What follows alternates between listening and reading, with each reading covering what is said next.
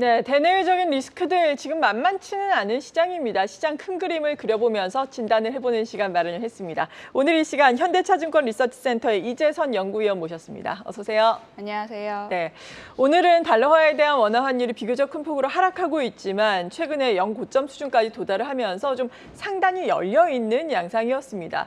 달러도 강세를 보이고 위안화도 약세를 보이면서 원화 약세도 부추겼는데 그래도 우리 외환당국도 그렇고 중국에서도 환율의 큰 변동성을 막으려는 개입 움직임이 나타나고 있지 않겠습니까? 그 결과는 어떻게 될까요?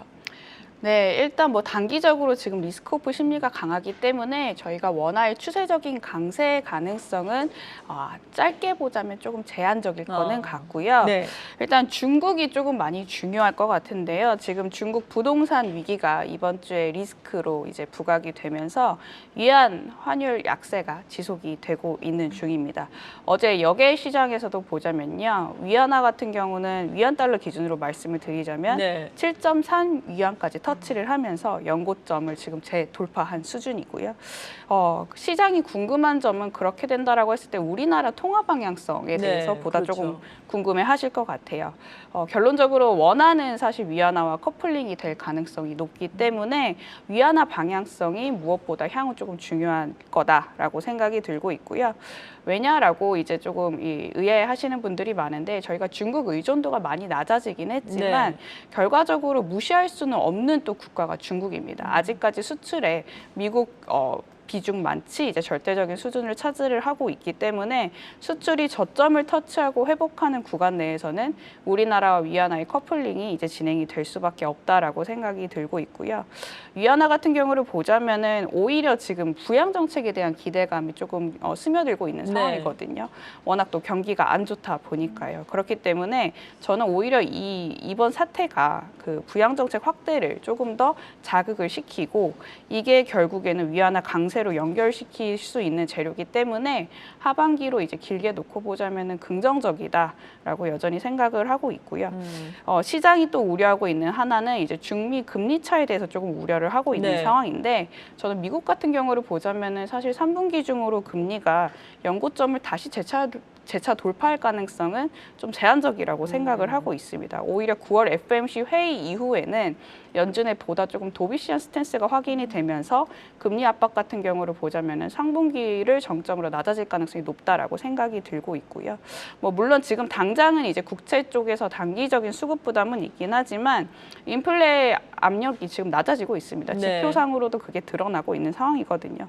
그렇기 때문에 연준의 추가 긴축 가능성은 그렇게 저는 높지만은 않다라고 생각을 하고 있고 오히려 반대급부로 이제 중국 쪽으로 넘어가자면 경기 부양 정책 강화가 중국의 펀디멘탈 심리를 개선 심리를 자극할 가능성이 높기 때문에 이머징 통화들의 강세를 유도할 것이다라고 길게 보면 생각을 하고 있습니다. 네, 그렇군요. 중국 지금 환율 방어 의지도 드러내고 있고 부양 정책에 대한 기대감이 있다. 실제로 나온다면은 오히려 펀더멘탈 개선에도 도움이 될 수 있겠다. 긍정적으로 평가를 해주셨는데 부동산 위기 같은 경우에도 중국에서 좀 쉽게 넘어갈 수 있을까? 이 부분이 또 뇌관이 될 가능성에 대해서는 어떻게 생각하고 계세요?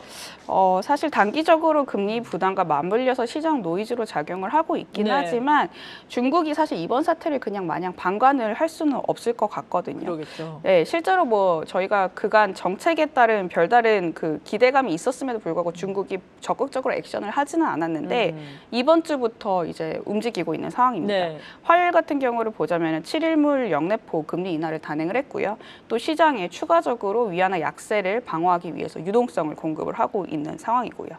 저는 이제 프록시 데이터로 유가를 많이 보게 되는데요. 실제로 유가가 생각외로 그렇게 많이 빠지지는 않고 있는 상황입니다.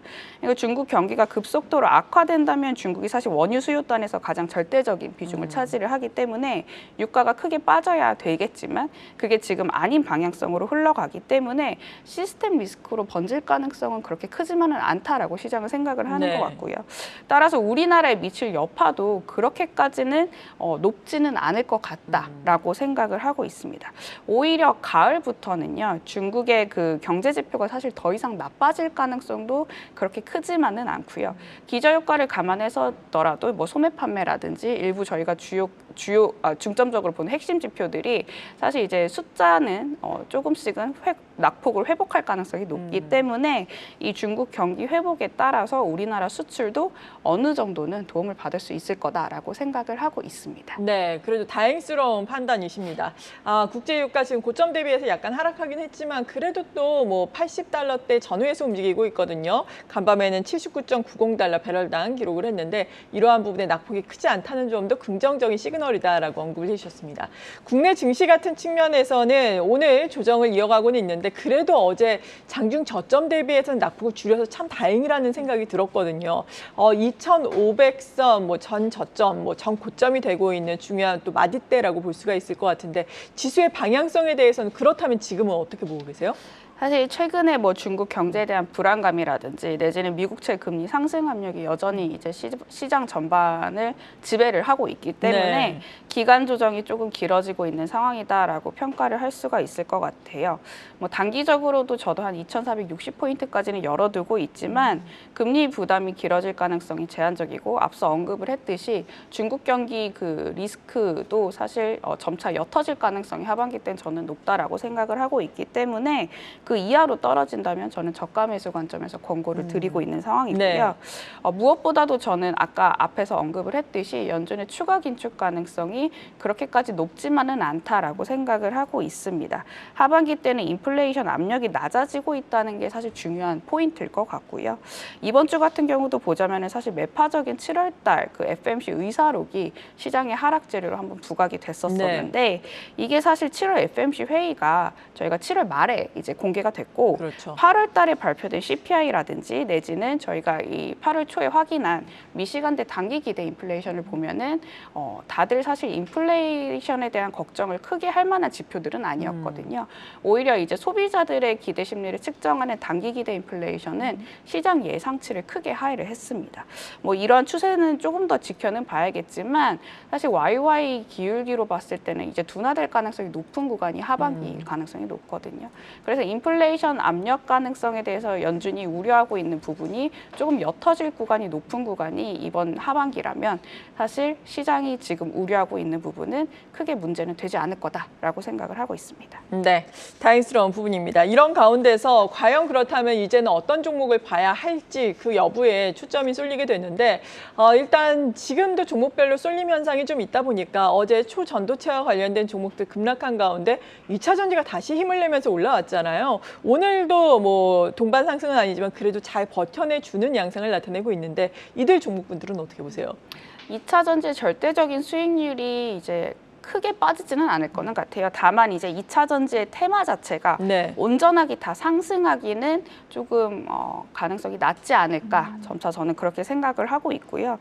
현재는 사실 외국인들이라든지 기관들의 영향력이 그리 높지만은 않기 때문에 네. 이 개인들이 관심을 가지는 테마들이 굉장히 변동성이 심화가 되면서 이제 증시의 테마를 형성을 하고 있는데 그렇게 된다라고 했을 때는 외국인과 기관의 영향력이 이제 계속해서 약화가 될 거냐? 저는 사실 그럴 가능성은 하반기를 길게 놓고 보면 좀 낮을 거라고 생각을 하고 있습니다. 지금 같은 경우를 보자면 노이즈가 많이 작동을 하기 때문에 그렇죠. 사실 영향력이 약화가 되는 구간인데요. 제가 앞서 말씀을 드렸다시피 증시가 이제 노이즈를 한꺼풀 벗겨내고 펀디멘탈에 집중할 수 있는 시장이라고 했을 때는 기관과 외국인들의 영향력이 높아질 수밖에 없습니다. 그렇게 된다라고 했을 때는 오히려 지금 외국인과 기관들이 주목을 하고 있는 업종들의 상대 강도가 조금 더 부각될 가능성이 높다라고 생각을 하고 있고요. 따라서 이제 2차 전지 내에서도 이제 지금 저희가 금리 부담이 상대적으로 있다 보니까 이익 개선이 가시화되는 2차 전지에 그 관련된 기업들을 좀 네. 선별적으로 접근하자라고 권고를 드리고 있는 상황입니다. 네, 숫자가 나와줄 수 있는 2차 전지 쪽으로 접근이 필요하다라고 언급을 해주셨습니다. 그리고 오늘 셀트리온 그룹주들이 합병 소식과 함께 비교적 큰 폭의 오름세를 나타내고 있는데 최근에 제약 바이오에 대한 투자 심리가 좀 긍정적으로 변화하고 있잖아요. 또 어제도 그렇고 최근 앞으로도 그렇고 바이오에 대해서 ETF도 많이 상장이 된다고 해서 더욱더 관심인데 제약 바이오에 대한 투자 심리는 어떻습니까? 지금 당장은 경기 방어주 관점에서 제약 바이오 업종들이 굉장히 많이 부각이 되고 있는 네. 상황이고요. 단기적으로 추가 상승 여력도 저도 어느 정도 있다라고 생각을 하고 있습니다. 지금 같은 수급 색깔은 약간 빈집을 공략하는 그 수급 색깔이 조금 진하기 때문에 저희가 이제 제약 제약바이오는 이제 그간 연초 이후에 사실 기관들이나 외국인들이 상대적으로 이제 관심이 소외되었던 그렇죠. 업종군이었거든요. 그래서 아마 지금 약간 조금 상대적으로 또 도드라지는 이 업종 중에 하나라고 해석이 될 것 같은데, 다만 이제 금리가 높은 구간에서는 돈의 흐름이 원활하게 작동이 되는지가 조금 포인트일 것 같아요. 그래서 아까 2차 전지와 마찬가지로 네. 제약바이오도 이제 어떻게 보자면 성장 업종으로 좀 분류가 되기 때문에 대형 우량주라든지요, 기업 내에서도 이제 현금 흐름이 원활한 기업으로 조금 대응을 하자라고 권고를 드리고 있는 상황입니다. 네. 마지막으로 이럴 때 필요한 투자 전략 종합적으로 정리를 해주신다면요. 네, 일단 장의 뚜렷한 상승 촉매제는 아직까지는 부족해 보여요. 아직까지. 근데 이제 사실 SK 하이닉스라든지 삼성전자라든지 대형 그 IT 우량주를 외국인들이 여전히 사실 긍정적으로 지금 보고 있는 상황이거든요. 아직은 외국인들이 우리나라 펀디멘탈 개선이 안 될 거다라는 가능성을 그렇게까지는 이제 높여잡고 있지 않다라고 생각을 네. 하고 있습니다. 그렇기 때문에 하반기에 저는 주도주가 오히려 지금 시점에는 상대적으로 주가가 못 가고는 있지만 IT주라고 여전히 생각을 하고 있기 때문에 조정 시 이제 매수 전략이 여전히 유효한 구간이다. 길게 보자면 그렇게 생각이 들고 있고요. 단기간으로 급등한 테마주들에 대해서는 지금은 사실 하단이 조금 지지는 될 수 있겠지만 이제 9월 중순을 기점으로 보자면은 이 약간 그 주가의 상승 탄력도가 좀 둔화될 가능성도 없지 않아 있기 네. 때문에 이 변동성에 조금 유의를 하자라고 지금부터 말씀을 드리고 있습니다. 네, 지금까지 현대차증권 리서치센터의 이재선 연구위원으로부터 도움 말씀 들어봤습니다. 감사합니다.